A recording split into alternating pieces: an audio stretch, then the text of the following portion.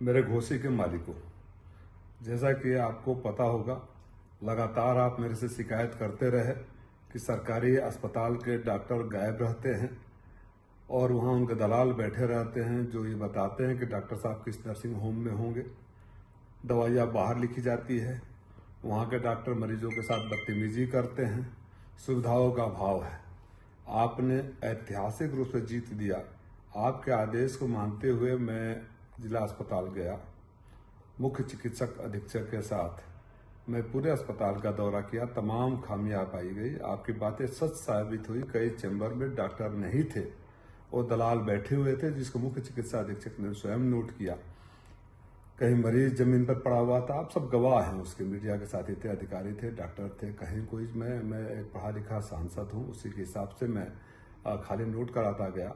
उस आखिरी कमरे में जब हम पहुंचे तो देखे कि बाहर मरीज परेशान है, कुछ महिलाएं रो रही हैं, चिल्ला रही हैं। मैंने पूछा तो एक महिला ने बोला, गरीब महिला ने, कि 11 बजे डॉक्टर साहब आए और डांट रहे हैं। भीतर हम गए, तमाम मरीज और पत्रकार नाराज थे।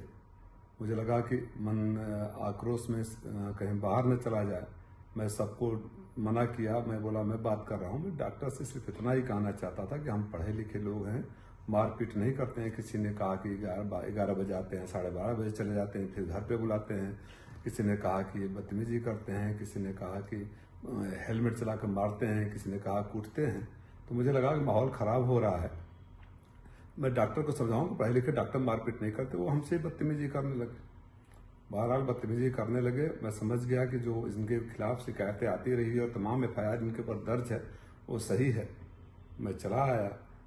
मुख्य चिकित्सक अधीक्षक महोदय, आप सबको पता है कि उन्होंने खुद इतने पीड़ा में थे, उनके व्यवहार से लगातार मना कर रहे थे, कि बयान जारी करके कहा कि इस डॉक्टर की लगातार शिकायतें आ रही हैं और शासन से गुहार लगाई कि इसके खिलाफ कार्रवाई करो। नोटिस जारी किया, लेकिन जो संरक्षण देते हैं ऐसे लुटेरों को, उनको ये बर्दाश्त नहीं हुआ कि कोई आपकी आवाज पर जाकर वहां निरीक्षण करे और सुधारने का प्रयास करे, क्योंकि उनके पेट पर कहने लाग पड़ती।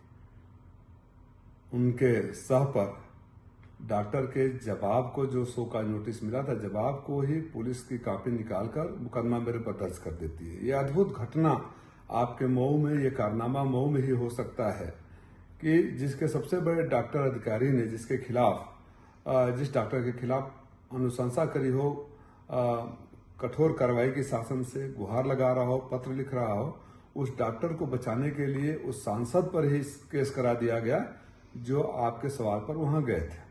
मैं सिर्फ आपसे ये कहना चाहता हूं कि आपने जो सबसे बड़ा ऐतिहासिक आशीर्वाद दिया, वो मेरे लिए सबसे बड़ा हौसला है। बेदाग हूं। ये चाहे कितना कर ले, न मैं आपको लूटने दूंगा न दबने दूंगा। जो हमारे गरीब मरीजों को लूटेगा उनकी डॉक्टरी नहीं चलेगी, चाहे कितने भी मुकदमे करा लो।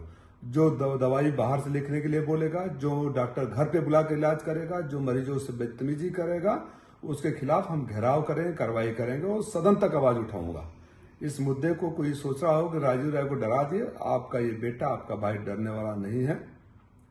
माननीय मुख्यमंत्री जी, आप स्वयं संज्ञान लीजिए। पता नहीं आपकी जानकारी में है कि नहीं है कि आप जो दावे करते हैं, आपका सांसद जब जाता है और वो सही पाता है जो जनता शिकायतें करती है, अगर आपके संरक्षण में या आपकी जानकारी में, माननीय उप मुख्यमंत्री जी ने, जो स्वास्थ्य मंत्री भी है, तो 1 साल पहले वादा किया था कि कठोर कार्रवाई होगी। तो जो उप मुख्यमंत्री ने वादा किया, जो मुख्य चिकित्सा अधीक्षक गुहार लगा रहे हैं, लेटर लिख रहे हैं, अगर उस पर कार्रवाई नहीं हुई तो आपकी आवाज उठाने वाले पर जो कार्रवाई करता है उसके खिलाफ तो जनता सड़कों पर उतरेगी। और जिन लोगों ने भी ऐसे संरक्षण दिया है उनको तो जनता के नजरों में आज कहां खड़े होंगे, वो स्वयं सोचे।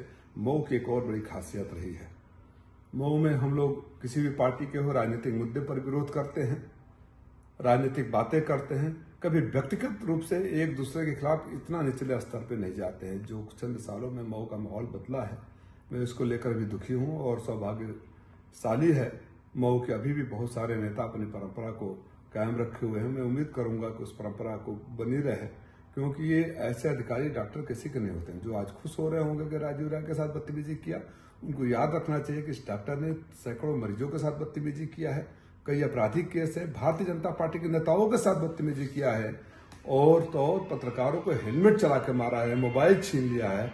ऐसे छिनैती, डकैती और मारपीट करने वाले डॉक्टर, जिसके ऊपर कई आपराधिक मुकदमे दर्ज हैं, उसको बचाने का प्रयास करने वाले कितने बड़े महापुरुष होंगे, ये मैं घोसी के मालिकों के ऊपर छोड़ता हूँ।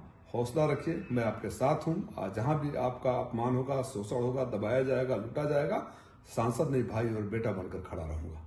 जय समाजवाद।